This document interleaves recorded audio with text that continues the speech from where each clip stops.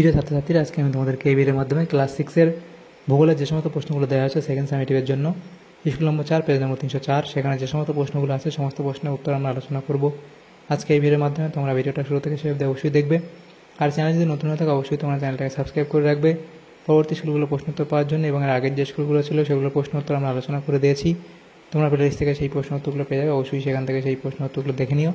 আজকে আমরা এই 4 নম্বর স্কুলের প্রশ্নগুলো আলোচনা করব।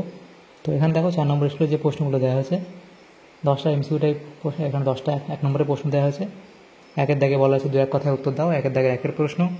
সেটা এখানে বলা আছে কি, কত বছর আগে জলেই পৃথিবীর প্রথম প্রাণের আবির্ভাব হয়েছিল। তাহলে সেটা লিখবে 350 কোটি বছর আগে। 350 কোটি বছর আগে। এরপরে প্রশ্ন, ইউরেশিয়া কাকে বলে? তাহলে লিখবে ইউরেশিয়া কাকে বলে, সেটা লিখবে। এরপরে প্রশ্ন, দক্ষিণ ইউরেশিয়া, এভাবে তোমরা লিখতে পারো যে ইউরোপ এবং এশিয়া মহাদেশকে একত্রে ইউরেশিয়া বলে। এরপরে প্রশ্ন আছে, দক্ষিণ আমেরিকার শুষ্কতম শীতল মরুভূমির নাম কি? তাহলে সেটা তোমরা লিখবে কি, প্যান্টাগোনিয়া বা প্যাটাগোনিয়া অনেকে বলে, প্যান্টাগোনিয়া। এরপরে প্রশ্ন দেখা হচ্ছে কি, ওশিয়ানিয়ার প্রধান পর্বতশ্রেণীর নাম কি? লিখবে great dividing range. Great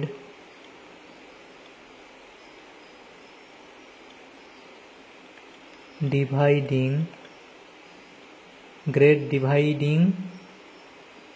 range. এরপরে প্রশ্ন, আন্টার্কটিকার সর্বোচ্চ শৃঙ্গের নাম কি? আন্টার্কটিকার সর্বোচ্চ শৃঙ্গের নাম হলো কি, ভিনসন ম্যাসিভ।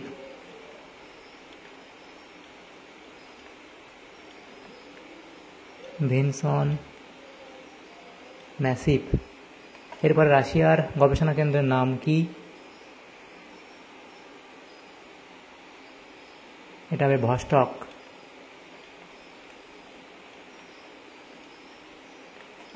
আন্টার্কটিকায় অবস্থিত ভারতের প্রথম গবেষণা কেন্দ্রের নাম কি? দক্ষিণ গঙ্গোত্রী। দক্ষিণ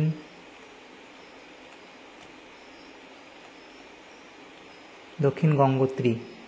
অ্যালবেডো কাকে বলে? তাহলে অ্যালবেডো কি সেটা তোমরা এতে লিখে দেবে। বায়ুর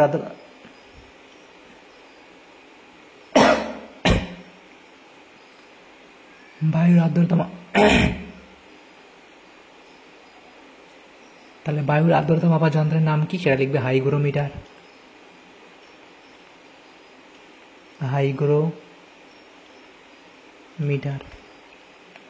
কবে ধরিত্রী দিবস পালন করা হয়?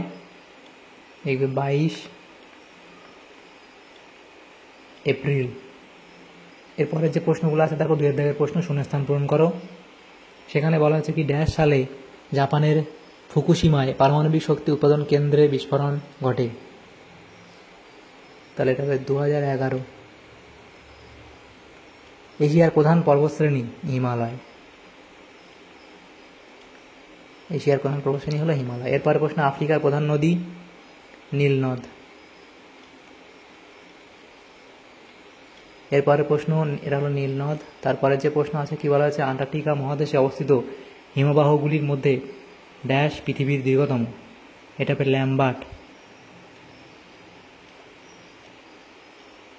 ল্যাম্বার্ট হিমবাহ। 1988 সালের 26 মার্চ 8ম অভিযাত্রী দল 70 কিমি দূরে ড্যাশ নামে আরও একটি গবেষণা কেন্দ্র স্থাপন করেন? মৈত্রী। বায়ুচাপ মাপার যন্ত্রের নাম? এটা হবে ফোটন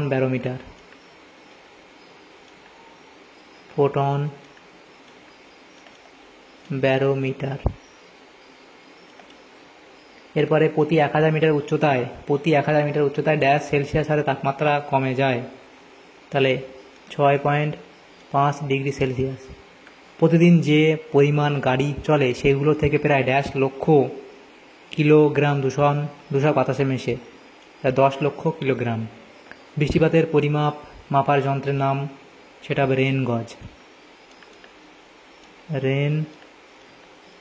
গজ। এরপরে দক্ষিণ আমেরিকার প্রধান পর্বতশ্রেণী? এটা হবে আন্দিজ। দক্ষিণ আমেরিকার প্রধান পর্বতশ্রেণী সেটা হলো আন্দিজ। তাহলে এই শূন্যস্থানগুলো হলো। এরপরে দেখো 3-এর দাগে যে প্রশ্ন আছে কী বলা আছে, নিচের প্রশ্নগুলির সংক্ষিপ্ত উত্তর দাও। 4-এর দাগে 5-এর দাগের প্রশ্ন নেক্সট পেজে আলোচনা করবো। দেখো 3-এর দাগে বলা আছে পৃথিবীকে নীল গ্রহ বলা হয় কেন, তাহলে সেটাই অবধি লিখবে।